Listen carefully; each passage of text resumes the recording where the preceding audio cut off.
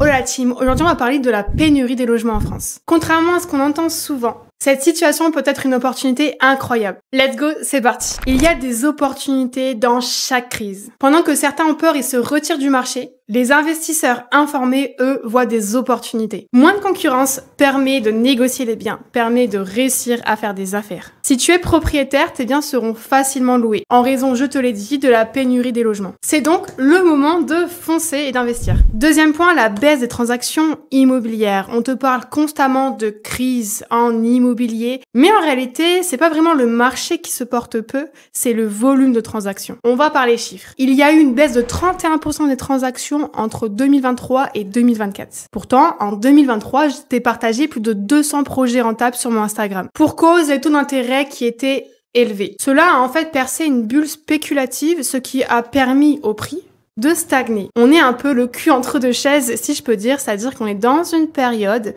où finalement, encore une fois, c'est le meilleur moment d'acheter. À nouveau, moins de concurrence, ce qui signifie, plus de négociations, plus d'opportunités. Alors, la réalité de la pénurie des logements. Il y a de moins en moins de logements disponibles en France, c'est-à-dire qu'il y a une demande plus importante que l'offre. D'ailleurs, c'est pour ça que la France a mis des dispositifs tels que Pinel, par exemple, pour contribuer à cette demande qui augmente. Cette situation découle de plusieurs facteurs. On l'a vu, du coup, la hausse des taux, notamment en 2023, et de la difficulté à obtenir des prêts. Mais c'est super important de le comprendre. Avant cela, les taux étaient historiquement et anormalement bas. Finalement, aujourd'hui, ils sont revenus à la normale et d'ailleurs, les derniers mois, ils sont à nouveau rebaissés.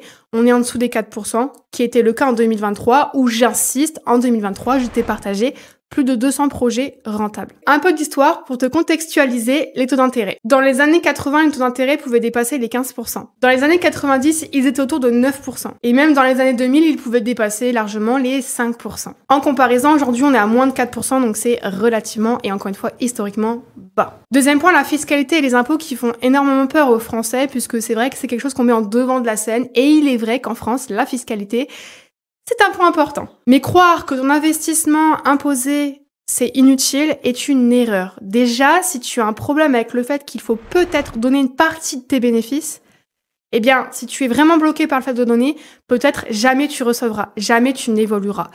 Mais je vais quand même éclaircir ce point, car en investissement immobilier, l'impôt n'est pas du tout quelque chose de dramatique. Au contraire. En réalité, une bonne gestion fiscale peut permettre d'optimiser tes investissements. Un autre point, la crainte des squatteurs et des loyers impayés. Pour ça, je ne vais pas m'étaler car je t'ai fait une vidéo complète sur ce point. À savoir, en réalité, la plupart des loyers impayés sont dus à de mauvaises décisions de la part du propriétaire ou même d'une mauvaise gestion. Il n'y a seulement que 3% de loyers impayés en France, qui comprend, il me semble, les retards de paiement. Pour minimiser les risques, fais bien tes vérifications avant de louer ou passe par une personne qui le fait bien. Et encore une fois, il y a des garanties qui sont mises en place, mais je t'invite directement à regarder la dernière vidéo qui en parle.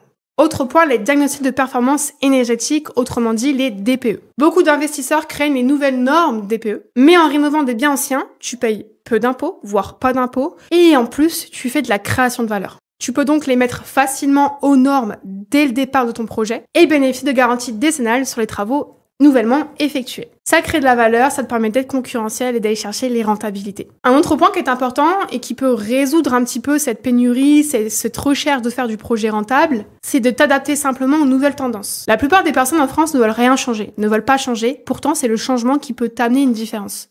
La différenciation dans ton projet. Le marché immobilier, il évolue constamment, la demande aussi, les personnes aussi, notre manière de travailler et de vivre également. Il faut chercher les stratégies et s'y adapter. Par exemple, dans le monde du télétravail, on a vu un essor, on a vu une évolution suite au Covid-19.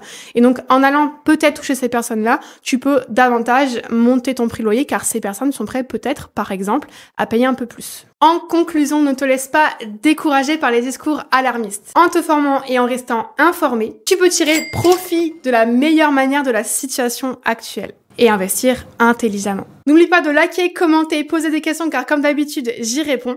Et de t'abonner pour plus de conseils car je poste chaque semaine. Sur cela, team,